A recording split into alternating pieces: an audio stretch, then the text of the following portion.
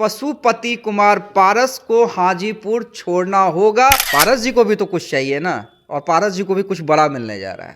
पशुपति कुमार पारस भी एनडीए में बने रहेंगे।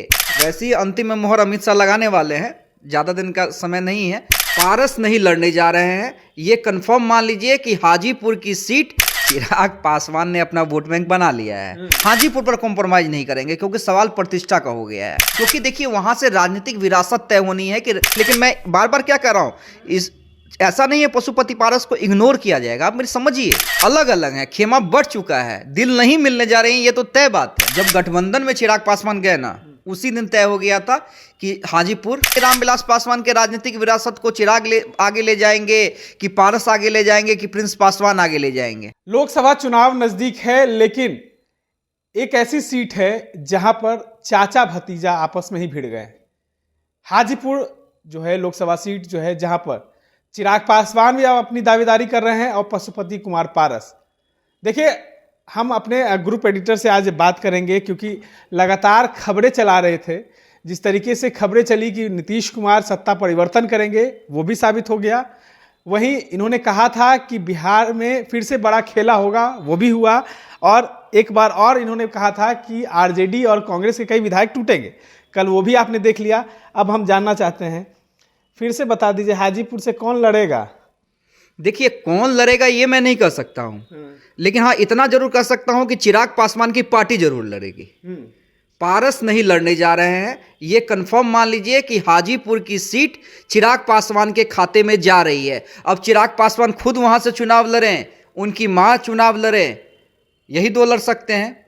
लेकिन हाजीपुर सीट चिराग पासवान के खाते में जाएगी। पशुपति कुमार पारस को हाजीपुर छोड़ना होगा, और ये क्लियर मैसेज दे दिया गया है पारस को। नहीं तो पारस जी तो बोल रहे हैं कि हम नहीं लड़ेंगे, छोड़ेंगे वहां से। अच्छा देखिए, राजनीति में देखिए क्या होता है। नीतीश कुमार जब आरजेडी के साथ गठबंधन छोड़ रहे थे तो एक सप्ताह पहले कह रहे थे ना जी, सब फालतू है, सब बकवास है, सब मीडिया वाला सब ऐसी चलाते रहता है। तेजस्वी लालू यादव गए थे मिलने के लिए सीएम नीतीश कुमार से, तो क्या कहे थे नीतीश जी, अरे तुम मेरा बेटा है, ये सब सोचबे ना करो। तो सब कुछ शायद तय समय पे होता है। राजनीति में नहीं बयानबाजी करेंगे तो प्रेशर कैसे बनाएंगे? पारस जी को भी तो कुछ चाहिए ना, और पारस जी को भी कुछ बड़ा मिलने जा रहा है। कुछ बड़ा मिलने जा रहा है, बिल्कुल बड़ा मिलेगा। और मैं ये कह देता हूं, पशुपति कुमार पारस भी एनडीए में बने रहेंगे, नहीं जाने वाले एनडीए से। ऐसा नहीं है कि चिराग पासवान को हाजीपुर चला जाएगा तो पशुपति कुमार पारस एनडीए छोड़ के चले जाएंगे। पारस भी एनडीए में बने रहेंगे, और ये मैं कंफर्म कह रहा हूं, क्लियर मैसेज जा चुका है। अब बातें हो गई हैं, एक बार बस टेबल टॉक होना है, टेबल टॉक होना है। अब मान लीजिए कि मुझे किसी को मैसेज दिलवाना होगा, आपके थ्रू मैं मैसेज दिलवा सकता हूं, किसी के थ्रू मैसेज दिलवा सकता हूं कि ये जाके मैसेज दे दो, ये होने वाला। तो अभी मैसेज दिलवा दिया गया है, और अंतिम मोहर कौन लगाएगा? मैं लगाऊंगा। वैसे ही अंतिम मोहर अमित शाह लगाने वाले हैं, ज़्यादा दिन का समय नहीं है, लेकिन ये मैसेज जा चुका है कि हाजीपुर चिराग पासवान के खाते में जा रहा है। पशुपति कुमार पारस का फिर क्या होगा? तो एनडीए में बने रहेंगे, सम्मान मिलेगा, सम्मान मिलेगा। जो आज हैं वो बने रहेंगे, पक्का केंद्रीय मंत्री बने रहेंगे। खबर तो आप पलट दिए। जनता जिस दिन सोच रही थी, काफी गरमा जाते हैं पशुपति कुमार मंत्री बने रहेंगे। पशुपति कुमार पारस की बात तो आप जानते ही होंगे, काफी गरमा जाते हैं। वो तो बोल रहे थे कि हम हाजीपुर छोड़ देंगे, क्या मेरा सीट है। देखिए, मैंने कहा कि एक नेता को क्या चाहिए सर्वाइवल के लिए, समझिए इन चीज़ों को। नेता प्रेशर क्यों बनाता है कि सामने वाले, अब बीजेपी को सब कुछ देना है, चाहे चिराग को दे, पारस को दे, नीतीश जी को दे, मांझी जी को दे, कुशवाहा को दे, वो सबको बीजेपी को देना है। तो अगर हम वो प्रेशर नहीं बनाएंगे पारस जी, तो बीजेपी तो सोचेगी कि अच्छा ये तो भाई मेरे गुड बुक में है, जो हम कहते हैं यस तो यस, नो तो नो। तो प्रेशर बनाएंगे ना जी, उन्हें भी तो राजनीति में भी जिंदा रहना है कि नहीं रहना है। चिराग को हाजीपुर में कौन जानता है?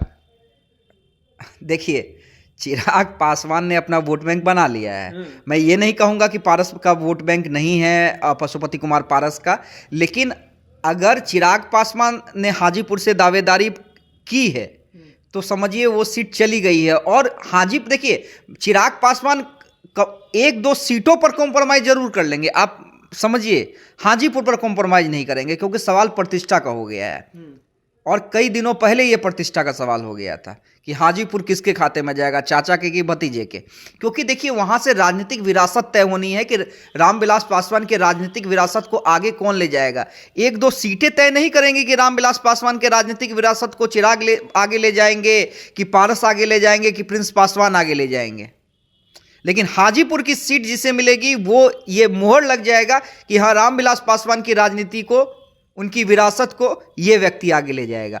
इसलिए हाजीपुर जरूरी है, और इसलिए हाजीपुर पर चिराग अड़े भी थे।